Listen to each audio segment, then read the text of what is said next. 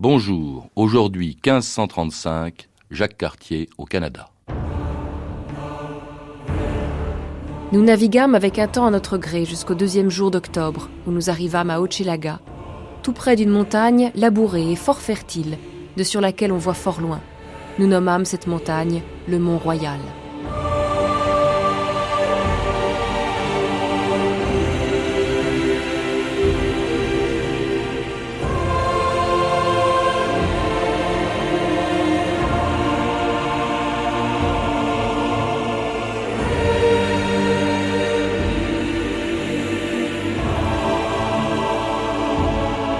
« 2000 ans d'histoire.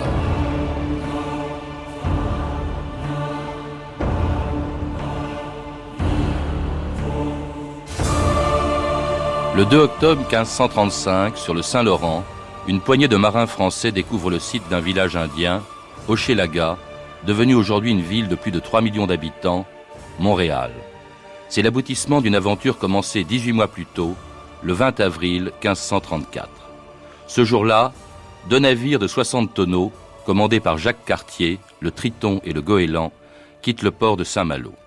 En mettant le cap à l'ouest, Cartier emprunte une route déjà parcourue par des marins espagnols, portugais, anglais et français, et même depuis l'an 1000 par les Vikings. L'Amérique n'est donc plus à découvrir. Ce que recherche Cartier pour le compte du roi de France, François Ier, ce sont les richesses de ce continent nord-américain dont on ne connaît que les côtes. C'est l'or, le bois, les fourrures, et peut-être aussi ce mystérieux passage qui permettrait d'atteindre par l'ouest la Chine, le Cathay de Marco Polo. Un passage qui serait l'équivalent au nord du continent américain, de ce détroit que Magellan avait découvert au sud 10 ans plus tôt. C'est l'objectif de ce malouin de 40 ans qui, sans le savoir, va donner à la France la plus grande de ses colonies, le Canada. Marie-Hélène Freyssé, bonjour. Bonjour et merci donc d'embarquer avec nous aujourd'hui sur les bateaux de Jacques Cartier dont vous connaissez l'histoire. Vous connaissez aussi l'histoire de cette Amérique du Nord qui curieusement n'a intéressé que tardivement les Européens en général et puis la France en particulier. Alors pourquoi ce retard de la France dans une compétition commencée donc 40 ans plus tôt mais qui n'intéresse au début exclusivement que les Espagnols et les Portugais? Au départ, les Espagnols eux-mêmes, je dirais que c'est un coup de poker. On sait bien que Colomb part chercher le Cathay, autrement dit la Chine, et Cipango, et il tombe sur les Antilles, puisqu'il n'a pas eu connaissance du continent nord-américain, il a eu connaissance du continent sud-américain. Les Espagnols et les Portugais se débrouillent donc pour obtenir une bulle pontificale qui leur attribue donc ce nouveau continent. Pendant ce temps-là, les Français s'engagent peu sur ce front-là, d'abord parce qu'il y a un blocage et que le nouveau coup de poker réussi, ça va être la découverte de la route des Indes par l'autre côté, par les Portugais. Donc les Français ne sont pas sur ce front-là, ils sont plus dans des problèmes européens. C'est seulement un petit peu plus tard que face à la réussite extraordinaire des Espagnols d'un côté et des Portugais de l'autre, c'est-à-dire dans les deux Indes, occidentale et orientale, il y a tout de même une envie de savoir si on ne pourrait pas au nord trouver quelque chose. C'est cette bulle, il faut le rappeler, en fait c'est le traité de Tordesillas, je crois, qui a été signé en 1494. Et une bulle, surtout 1493, bulle intercetera, donc qui fait le partage du monde. Donc c'est le fameux parallèle. Voilà. Et c'est pour ça d'ailleurs que le Brésil deviendra portugais, puisqu'il est plus à l'est que les possessions espagnoles. Alors justement, la France d'ailleurs en est exclue de ce partage du Nouveau Monde, de Mais l'Amérique. elle n'est pas demandeuse à l'époque. Et François Ier était furieux, j'ai sous les yeux ce qu'il disait à l'époque, je voudrais bien voir la clause du testament d'Adam qui m'exclut du partage du monde, disait oui, François Ier. Alors ça, il va dire ça en 1541 quand il va envoyer son 3e voyage, donc le dernier auquel participera Jacques Cartier, parce que à ce moment-là, il aura lui aussi envie, sentant également que les Anglais sont sur, entre guillemets, ce créneau, il aura aussi envie d'avoir une part du Nouveau Monde. Il faut savoir, Patrice, que à l'époque, on n'a pas une vision du continent. C'est-à-dire que Cartier, quand il va partir pour son premier voyage, donc en 1534, part sur la route des pêcheurs morutiers, mais il ne sait pas ce qu'il y a derrière les bancs de pêche. On sait depuis le voyage de Verrazzano en 1524, c'est-à-dire 10 ans plus tôt, qu'il y a des terres dont on ne connaît pas l'étendue en longitude, mais on a une vision très floue et les cartes le prouvent. On voit des terres éparses. Donc Cartier va partir sur une route déjà connue, mais aller au-delà. Ça va être donc il part d'ailleurs comme tout. C'est donc en 2 temps, vous venez de le dire, Marianne Freissey. Il y a un voyage en 1534. Là, il arrive à Terre-Neuve, qui est déjà connue, effectivement. Il y a des pêcheurs français, notamment de Dieppe, de Saint-Malo, qui pêchent la morue là-bas. Mais il rentre un peu plus à l'intérieur, au-delà même de Terre-Neuve, et puis il se trouve dans le détroit de ce qui s'appellera bientôt, pas encore, mais qui s'appellera bientôt le Saint-Laurent. Et là, il commence à découvrir des choses que personne n'a vues avant lui. Oui, c'est-à-dire il rencontre tout le monde, en quelque sorte, au détroit de Belle-Île, qu'on appelle à l'époque la baie des Châteaux, c'est-à-dire la jointure entre Terre-Neuve et le continent. Il va descendre le long de Terre-Neuve, il va quitter Terre-Neuve en allant vers l'ouest, et c'est là que commence, si vous voulez, la nouveauté de son voyage. Il va sillonner les îles de la Madeleine, et il va aboutir, et là, ça devient vraiment intéressant. Il découvre des Indiens, j'ai lu ça dans votre livre, Au commencement de l'Amérique, qui a été publié chez Actes Sud. Il découvre des Indiens qui s'appellent les Béotucs. Je crois que c'est une tribu qui a aujourd'hui disparu. Et ces Béotucs sont à l'origine d'un mot, aujourd'hui, qui est peau rouge. Pourquoi ? Parce que ces gens-là se peignaient effectivement la peau en rouge. C'est de là qu'est née la formule, je crois. Oui, absolument. Alors les Béotucs, il en reste certainement une trace dans un certain métissage, si vous voulez, à Terre-Neuve. Mais c'est une des, malheureusement, nations, puisqu'on dit nation aujourd'hui en termes politiquement corrects, c'est une nation éteinte. Par contre, quelques jours plus tard, quand il va descendre à travers le golfe du Saint-Laurent, il va rencontrer alors un peuple qui est aujourd'hui parfaitement vivant, et bien vivant, qui est le peuple des Micmacs. Et ces Micmacs, et ça nous prouve une fois de plus que ces gens-là ont quand même déjà vu des navires, mais tout ça est secret. Les pêcheurs ne veulent pas parler de ce qu'ils trouvent en Amérique, les pêcheurs de morue notamment. Pourquoi ? Pour éviter la concurrence. C'est un filon extraordinaire. Il faut voir qu'à l'époque, il y a je ne sais combien de jours de jeûne, je crois que c'est 60 ou 70 jours de jeûne par an. Donc on mange du poisson, donc Europe, la morue est une ressource extraordinairement importante. Alors il arrive donc chez ces Micmacs, donc qui se trouvent là où est actuellement l'Acadie, Nouveau-Brunswick, et on s'aperçoit que là encore ils ont dû voir passer des bateaux puisqu'ils proposent des fourrures. Car il faut savoir qu'à l'époque on amorce le trafic des fourrures, et je reviendrai un peu sur ce que vous avez dit au début. La fourrure n'est pas encore vraiment au programme, au sens où le grand essor du trafic de fourrure c'est la fin du XVIe siècle, puisqu'il va y avoir la vogue du chapeau de castor, car les castors, s'ils sont si prisés, c'est pas à cause tellement de leur fourrure qu'on porte en manteau, si vous voulez, c'est parce que ça va permettre de fabriquer ces chapeaux qui étaient le fin du luxe. Alors, déjà, on troque un petit peu de fourrure, comme faisaient les pêcheurs. Ils rencontrent ces Micmacs qui l'accueillent à bras ouverts, et puis deuxième découverte, il remonte plus haut, et là ça va être important pour la suite, il remonte vers la pointe de Gaspé, et là il trouve un autre peuple, il voit d'ailleurs qu'ils sont différents, il dit ils ont le crâne rasé, et en vieux français c'est très joli parce que dans la version actuelle francisée moderne on dit ils ont les cheveux rasés en rond, et dans la vieille version c'est trusé à rayon. Alors moi, ça me fait plus rêver. Ce peuple et ce peuple, il les voit comme des pauvres gens. Il dit, ils n'ont rien sur eux, ils ont un petit peu de peau pour cacher leur sexe, ils couchent sous leur barque retournée, c'est vraiment des pauvres gens. Puis en parlant avec eux, il s'aperçoit qu'en fait, ils sont en quelque sorte en résidence d'été, en villégiature, ils sont partis pêcher le maquereau, et leur vrai pays est beaucoup plus à l'ouest, à l'intérieur des terres. Il comprend que ces gens-là vont pouvoir le mener plus loin. Alors là, il fait quelque chose qui est pas bien, qu'on fait beaucoup de navigateurs et d'explorateurs. Il saisit 2 Indiens, les 2 fils du chef, Teignoagny et Domagaya, par ruse. On les fait monter à bord pour troquer, et hop, on les séquestre. Ces gens-là... Pour les ramener en France. Pour les ramener en France. Donc il va repartir assez peu de temps après ça, il va passer le long de l'île d'Anticosti, et il ne va pas voir cette première fois l'estuaire. Moi, j'ai le sentiment qu'il l'a un peu vu, mais qu'il l'a pas trop dit, parce que la relation de voyage est assez ambiguë de ce point de vue-là. Car c'est ça qu'il cherche. Il ne faut pas oublier quand même que l'objectif, c'est pas les fourrures, c'est le passage à travers l'Amérique qui permettrait effectivement d'arriver dans le Pacifique et donc de là vers la Chine. C'est ça en fait que l'objectif que lui a fixé François Ier. C'est ça, et l'or et toute forme de valeur qu'on puisse trouver sur le continent. Mais effectivement, on caresse, bien entendu, on va le caresser pendant d'ailleurs encore 3 siècles. Disons 2 siècles et demi, le rêve de traverser facilement l'Amérique, puisque l'Amérique embête tout le monde finalement. On n'a qu'une idée, c'est de la traverser le plus vite possible. Alors de ce point de vue-là, on va évidemment être extrêmement déçus, mais en même temps, on va découvrir un continent.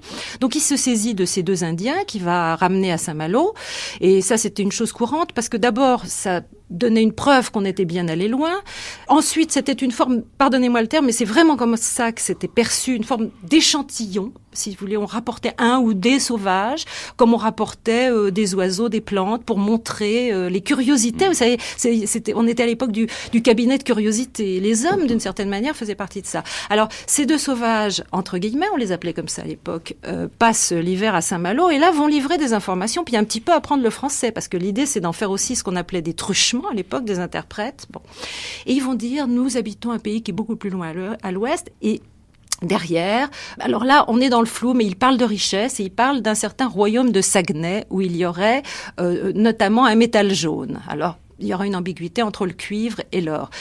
Une fois donc rentré à Saint-Malo... Il rentre à Saint-Malo parce qu'il ne veut pas affronter l'hiver dans ces terres-là, et il revient de son premier voyage, mais avec l'intention, évidemment, de retourner notamment vers cette embouchure dont il ignore si c'est un détroit, et il va effectivement de retour à Saint-Malo en 1534, il va effectivement demander une deuxième expédition qui, elle, partira en 35 et qui est nettement plus ambitieuse, parce qu'on lui dit, allez-y, effectivement, c'est peut-être un détroit, c'est peut-être le passage du nord-ouest, et il part avec 3 bateaux cette fois-ci. Et puis il part ensuite avec l'intention d'hiverner. Quand il part en 35, il le sait, pour revenir en 1536. Oui, il part avec des provisions, il va effectivement prendre le risque de l'hivernage. On a déjà compris que malgré la latitude, toute cette région a des hivers beaucoup plus durs. Il y a déjà eu quelques hivernages forcés dans cette région et il y a une terreur de l'hiver. Ce froid d'ailleurs s'explique par la présence du courant du Labrador. Alors Cartier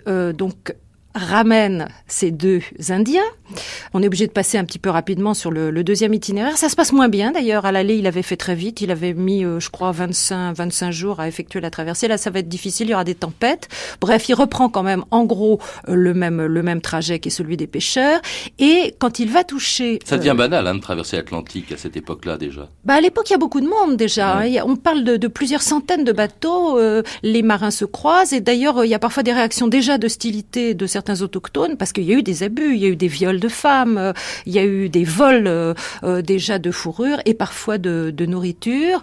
Donc, il s'avance. Et là, il a compris, sans doute en parlant avec les 2 Indiens à Saint-Malo, il a compris quel doit être son itinéraire pour aller plus loin. Il va passer donc au nord de l'île d'Anticosti et il va commencer à s'enfoncer dans la baie du Saint-Laurent.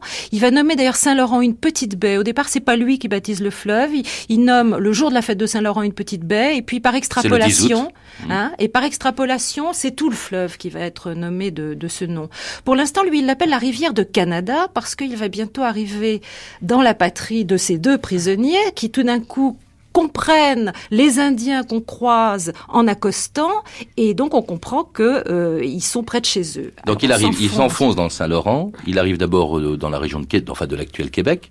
Il arrive, si vous voulez, il regarde un petit peu parce que dès qu'il voit un estuaire, comme c'est toujours son idée de pénétrer, il remonte, il repère. Alors l'estuaire du Saguenay, donc l'intéresse, mais il voit que c'est une rivière très encaissée, qu'il n'y a pas grand-chose de ce côté-là. Il continue et il va arriver donc devant l'île d'Orléans, qu'il appelle l'île de Bacchus parce qu'il y a beaucoup de vignes sauvages. D'ailleurs, déjà, les Vikings l'avaient remarqué puisqu'ils avaient appelé les îles qu'ils avaient rencontrées le Vinland. Et là, il va retrouver le père de ces 2 prisonniers, Donnacona, donc qu'il appelle le seigneur de Canada et qui va être son allié. Ça va pas d'ailleurs toujours très très bien se passer, mais enfin il va avoir au moins l'autorisation de se fixer pour l'hiver, donc à côté de la ville de Stadacone et bâtir tout de suite un fort. Très très vite, les Européens ont su que pour survivre à l'hiver, il fallait hisser les navires donc sur la terre ferme pour que la glace ne broie pas les coques, donc mettre les navires à l'abri et tout de suite aller plus avant. Plus avant, c'est-à-dire vers Hochelaga, c'est-à-dire l'actuelle ville de Montréal. Alors, c'est l'occasion, Marilène Fressé, vous l'avez dit, de rencontres. On dit même d'ailleurs que finalement, ce qui reste surtout du voyage de Cartier, ce sont les récits qu'il a laissés derrière lui et des descriptions extrêmement précises des Indiens qu'il rencontre. D'ailleurs, je crois que le mot de Canada, en algonquin, les Indiens algonquins employaient ce mot, et ça veut dire lieu de rencontre. Alors justement, Stéphanie, comment s'est passée cette rencontre entre Cartier Cartier, d'une part, et La Terre et les hommes du Canada, la revue de texte donc de Stéphanie Duncan. Vous vous êtes inspirée, je crois, Stéphanie, justement, des relations de voyage de Cartier, dont on ne sait pas très bien d'ailleurs si elles sont de Jacques Cartier lui-même ou de son équipage. Oui, on a donc la chance d'avoir ce compte-rendu de ce second voyage, mais bon, on ne sait pas si c'est de lui, mais en tout cas, on vit en direct en lisant la découverte de ce nouveau monde, c'est fabuleux. Par exemple, au fur et à mesure donc, qu'il avance sur le Saint-Laurent, Jacques Cartier, dans son récit, s'émerveille des richesses du pays. Des deux côtés du fleuve, dit-il, nous trouvâmes les plus belles et meilleures terres qu'il soit possible de voir, pleines des beaux arbres du monde et force vignes chargées de raisins, comme vous le disiez. Il s'extasie donc devant la quantité, la variété d'oiseaux, de poissons, de gibier. Et Jacques Cartier a vraiment de la chance, puisqu'il n'a même pas à affronter l'hostilité des autochtones, ou très peu. Et voilà ce qu'il écrit par exemple. Le 8e jour du 10 mois de septembre de l'an 1535, nous trouvâmes devant nous l'un des seigneurs du peuple de Stadacone, donc le futur Québec. Lequel seigneur commença à faire du prêche, à la façon et mode du pays, qui est de joie et de confiance. Les femmes et les enfants dansaient et chantaient sans cesse. Certains vinrent à nos bateaux et nous apportèrent fort sanguilles et autres poissons, avec 2 ou 3 charges de mil, qui est le pain dont ils vivent. Le capitaine, voyant leur bon amour et bon vouloir, leur donna des couteaux et de la verroterie, ce dont ils montrèrent une extrême joie. Donc, ces sauvages aiment les bimbeloteries européennes, mais dans l'ensemble, Jacques Cartier est frappé de l'indifférence de ces hommes au bien de ce monde qu'ils mettent, dit-il, quasi en communauté de biens. Et pour ce qui est des croyances, Jacques Cartier, là, il est plus circonspect. Ce peuple, dit-il, n'a aucune croyance en Dieu qu'il vaille. Ils croient en un Dieu qu'ils appellent Kudouani. Ils disent qu'il leur parle souvent et leur dit le temps qu'il doit faire. Ils croient aussi que quand ils trépassent, ils vont aux étoiles, puis descendent sur l'horizon comme les dites étoiles. Nous leur avons montré alors leur erreur et dit qu'il n'est qu'un seul Dieu qui est au ciel, qu'il faut être baptisé ou aller aux enfers, ce qu'ils crurent facilement. D'autre part, Jacques Cartier est très choqué par l'éducation sexuelle des jeunes filles, pas très chrétienne, c'est le moins qu'on puisse dire. Écoutez, ils ont une coutume pour leurs filles qui, dit-il, est fort mauvaise. Dès qu'elles sont en âge d'aller à l'homme, elles sont toutes mises dans un bordel, abandonnées à tout le monde qui en veut, jusqu'à ce qu'elles aient trouvé leur parti. Mais dans l'ensemble, Jacques Cartier ne doute pas que les Français arriveront à civiliser ces sauvages, comme il dit. De ce que nous avons connu et pu comprendre de ce peuple, dit-il, il me semble qu'il serait aisé à dompter de la façon et manière que l'on voudrait. Dieu, dans sa sainte miséricorde, y veuille porter son regard. Amen. Marilyn Fressé, vous avez évidemment lu ces textes de Cartier. Qu'est-ce que ça vous inspire, le choix qu'a fait Stéphanie sur la façon assez extraordinaire dont Cartier décrit ces sauvages, qu'il veut aussi évangéliser, parce qu'on a dit qu'il cherchait éventuellement des richesses, qu'il cherchait un passage du Nord-Ouest, mais enfin tous les découvreurs de l'époque partent aussi aux Amériques pour convertir. On sent bien à cette lecture le sentiment indéracinable de supériorité qu'a l'Européen, qu'il aura très très longtemps, d'une certaine manière qu'il a encore aujourd'hui, donc par rapport à ces peuples qui vivent de manière radicalement différente. Il est, comme le sera Champlain, donc au XVIIe siècle, étonné de la liberté sexuelle des Indiennes. D'ailleurs, ça intéressera beaucoup les Français coureurs de bois, parce que quand ils s'enfonceront à l'intérieur du continent chercher les fourrures, ils n'auront aucun mal à trouver des compagnes. Ils trouveront là une liberté sexuelle qui était bien difficile à trouver au XVIIe siècle, notamment en France. Donc je pense que c'est un texte qui a en germe déjà tout ce qui va faire la suite de l'histoire du Canada, c'est-à-dire une volonté quand même de partenariat, parce que le Canada français, vivant de la fourrure, sera obligé de prendre les Indiens comme partenaires, non pas que les Français soient meilleurs que les Anglais, mais il s'agit d'une économie donc d'association avec les Indiens, parce que les Indiens sont chasseurs et fournissent les produits, à savoir la fourrure qu'on a appelée l'or brun. Donc on a déjà là tout le côté menaçant de Cartier, tout le côté émerveillé aussi, parce qu'il faut voir, c'est un texte, et je pense qu'on le sent bien dans l'extrait que vous avez lu, qui fait absolument rêver, parce qu'on sent en même temps que ce désir de domination, comme ça un peu âpre, on sent un émerveillement quand il décrit la nature, quand il décrit la beauté du pays, parce qu'il faut quand même se rendre compte que réel, c'est absolument magnifique, l'estuaire du Saint-Laurent, c'est des proportions inimaginables pour nous. Si on compare avec l'estuaire de la Seine, c'est incommensurable, si vous voulez, par rapport à nos échelles à nous. Est-ce qu'il est parvenu à convertir, justement, parce que c'est un des projets, ces Indiens? On dit qu'au moment de son premier voyage, il avait laissé, en prenant possession de ces terres au nom du roi de France, il avait laissé une immense croix en Gaspésie. Alors, les Indiens étaient un peu inquiets, se rendaient bien compte qu'on était en train de les déposséder de leur territoire, et pour les rassurer, Cartier avait dit qu'il s'agissait simplement d'une balise pour pouvoir retrouver son chemin au retour. Oui. Je crois que les Indiens n'ont pas été dupes. Et alors, en général, ce qui s'est passé, on a joué sur le double langage, c'est-à-dire que la même histoire va se reproduire par la suite. Et on dit aux Indiens, voilà, vous êtes nos associés et vous avez comme grand capitaine le roi de France. Alors les Indiens vont dire oui, mais dans leur esprit, ils sont partenaires, ils ne sont pas sujets. Et c'est de là que va naître tout le malentendu des siècles suivants. Et puis la déception aussi, bon, nous l'avons laissé à Québec, il remonte un peu plus haut avec un seul de ses bateaux, le plus petit, jusqu'au site de Montréal, jusqu'à Hochelaga. Puis là, il se rend compte qu'il y a des rapides et qu'il ne peut pas aller plus loin. Donc, il revient en arrière, il fait demi-tour et puis il hiverne près de Québec, de l'actuelle ville de Québec, qui ne s'appelle pas encore comme ça. D'ailleurs, là, le voyage est éprouvant aussi, puisque son équipage est atteint du scorbut. Le deuxième voyage a été beaucoup plus dur que le premier. Oui, il y a un moment de bonheur au mois d'octobre, quand il rencontre les habitants de Hochelaga, qui sont ce qu'on appelle aujourd'hui, en termes un peu savants, les Iroquoiens du Saint-Laurent. C'est un peu le même peuple que les gens de la région de Québec. Et là, il découvre, d'ailleurs, il faut le signaler, une population dont le mode de vie est très élaboré. Ce sont des villages de maisons longues, c'est-à-dire les Indiens habitent à plusieurs familles sous des maisons. C'est une vie très organisée, ils sont cultivateurs. Donc Cartier est quand même étonné que des sauvages puissent avoir une vie aussi complexe, aussi même à certains égards raffinée. Alors effectivement, l'hiver, ils vont subir ce que subiront beaucoup d'autres équipages, le scorbut. Et ils sont sauvés, je crois, par les Indiens eux-mêmes. Tout à fait. Il y a un épisode qui est très intéressant, c'est que ils ont les dents qui se déchauffent, enfin tous les signes du scorbut, qui est une maladie épouvantable. Les marins. Et ils voient arriver les Indiens qui viennent en visite dans leur fort, qui eux sont en pleine forme, et ils obtiennent des Indiens une recette. C'est une décoction d'une certaine plante que Cartier dit appelée par les Indiens Aneda. Et on a mis des siècles à comprendre que cette plante, en fait, c'était le cèdre blanc, Thuya occidentalis, qui a effectivement des vertus antiscorbutiques. Pourquoi ? Parce que c'est une plante qui comporte beaucoup de vitamine C, qui est le remède antiscorbutique par excellence. Quel bilan on peut dresser de ce voyage de Cartier, de ces voyages de Cartier, puisqu'il y a eu un troisième, vous le mentionnez, en 1541, qui a été un échec également de la colonisation. Est-ce qu'on peut dire que c'est un échec, l'expédition de Cartier, les expéditions de Cartier ? En fait, c'est une série de voyages extraordinaires, un apport considérable à la connaissance et qui ne sera suivi pratiquement d'aucun effet. Oui, mais enfin, on lui en voudra. Il rapporte ni or, ni diamant, et finalement, son destin est assez tragique parce que il rapporte pas la gloire non plus. Il finira totalement oublié. 15 ans après son dernier voyage, il meurt en 1556, je crois.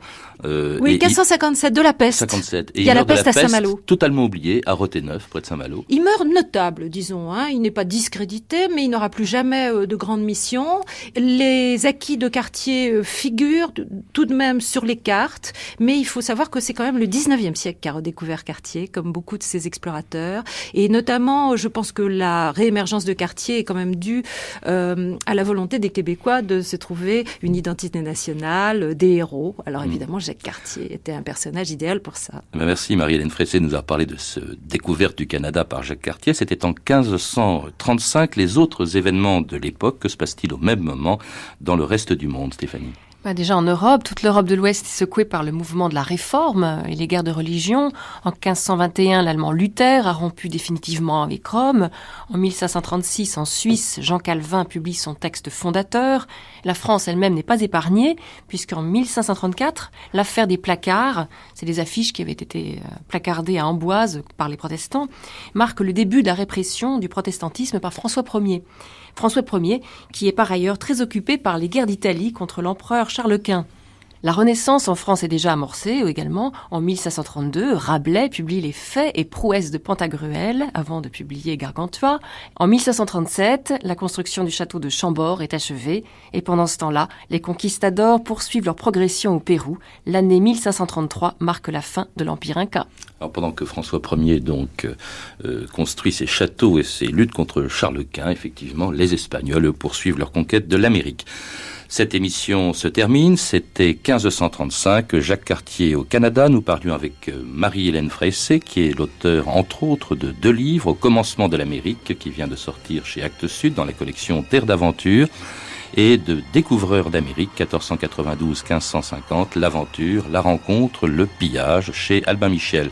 Sur le même sujet, on peut lire aussi Les marins français à la découverte du monde, d'Étienne Taillemitch chez Fayard, et puis Les grands explorateurs, sous la direction de Nadège Lanéry d'Agence chez Larousse, collection La mémoire de l'humanité. Enfin, de Jacques Cartier lui-même, Le voyage au Canada, paru aux éditions La Découverte. C'était donc 1535, Jacques Cartier au Canada.